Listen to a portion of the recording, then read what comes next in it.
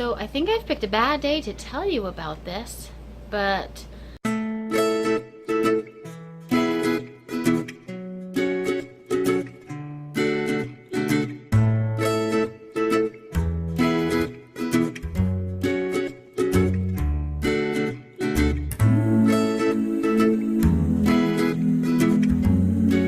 Doug's working on a video telling you some things that he uses outside of the RV. I was going to tell you some things that we use inside. And today we are in Virginia. It's probably 90 degrees out. It is hot. I am sweaty. But one of the things that we use pretty regularly, just not today, in our RV are electric heaters.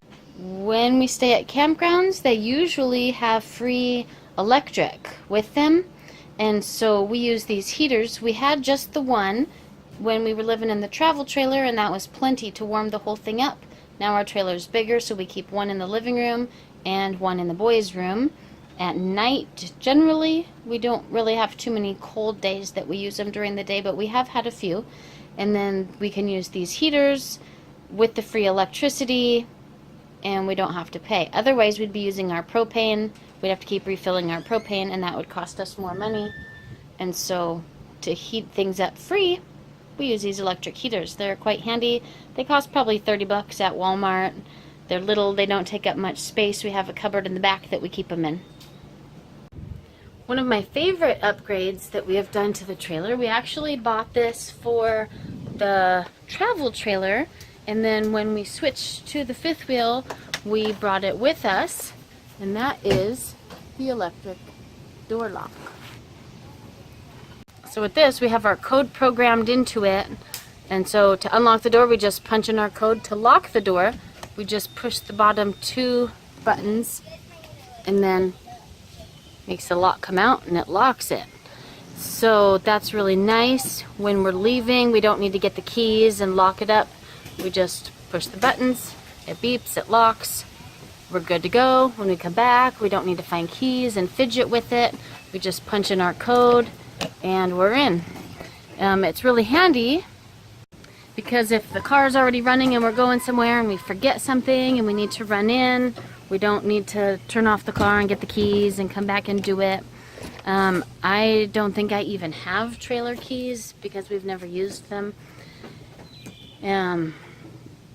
So I don't have to carry around extra keys. When Brittany was with us, we didn't need 3 different sets of keys for all of us to have keys to get stuff. We just would use the code. If we go like to the pool at a campground, it's really nice because otherwise we would need to bring keys with us. This way we just grab our towels, put our swimsuits on, head to the pool, the door is locked. We don't need to keep track of anything or carry anything extra. When we come back, we can just unlock the door. There's times if like all of us go to the pool together, if we brought a set of keys, and then like Doug needed to run back but forgot the keys, he'd have to go back to the pool and get the keys from me, vice versa. And so it's really nice to not have to deal with the keys and the door lock, and we can just lock it and easily get into it. So I think it was pretty inexpensive to buy that door lock. It was super easy to put on. It takes just minutes to swap out the lock from the other one, and I would highly recommend getting one just for convenience. They're really nice to have. One other thing that we've talked about before in some of our other videos is the dehumidifier.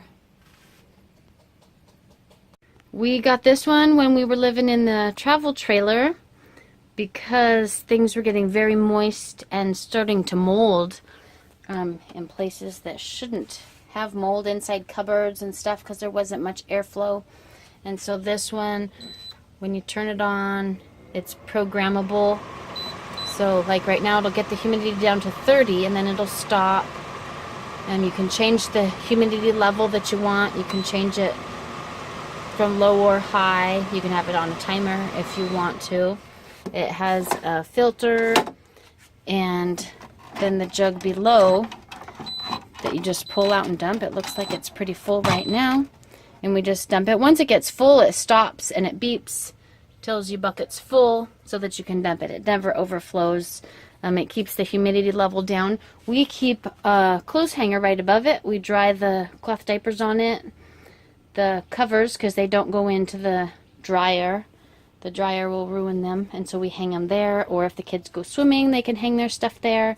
And with the air blowing up on it, it dries it really easily. So that's handy to have. In this RV, we have something that we certainly did not need in the other one.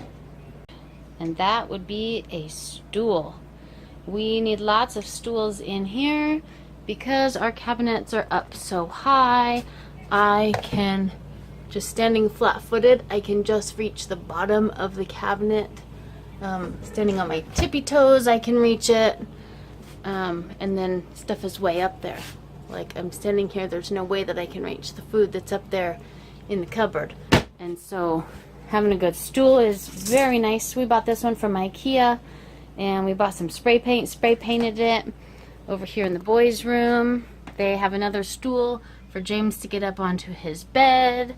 When Brittany was with us, we had a ladder here for her to get up onto her loft. Even if I stand here again flat-footed, that's how high I can reach up to her loft.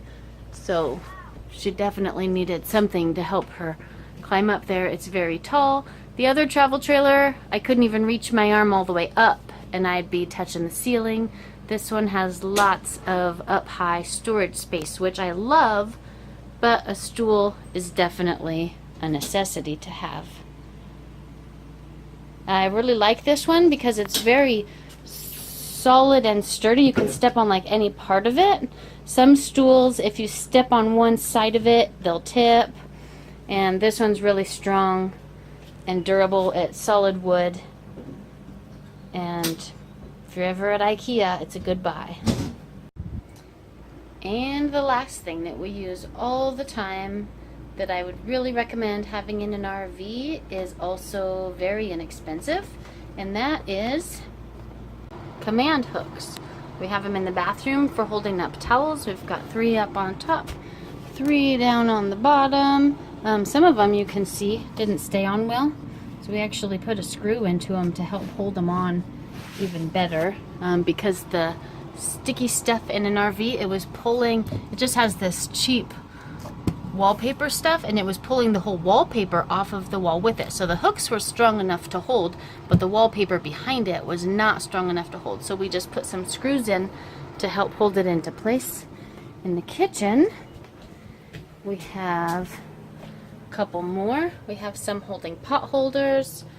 Over here we have some clear ones that are holding the kids' cups to the wall. Over here we have one, and the door is slamming because the wind is blowing. We have one up there holding a broom. In the boys' room we have some holding backpacks. We have another one over here not holding anything right now. Normally we have some stuff hanging up there. Those hooks were already there when we moved in. So we use command hooks all around the house to hold lots of different stuff into place. They're super inexpensive, $3 or $4 to buy a package of them. And they're very handy. They don't damage the walls unless, of course, you have to put screws in. But that's not such a big deal to have places to store stuff. In an RV, there's not a whole lot of space, so you take advantage of any space that you can find. And we definitely get our use out of command hooks. So those are a couple of the things that we use inside regularly. If any of them are things you think you could use, certainly go out and get some. And if there's something else that you've used that comes in handy, let us know. We're always looking for things to make life easier.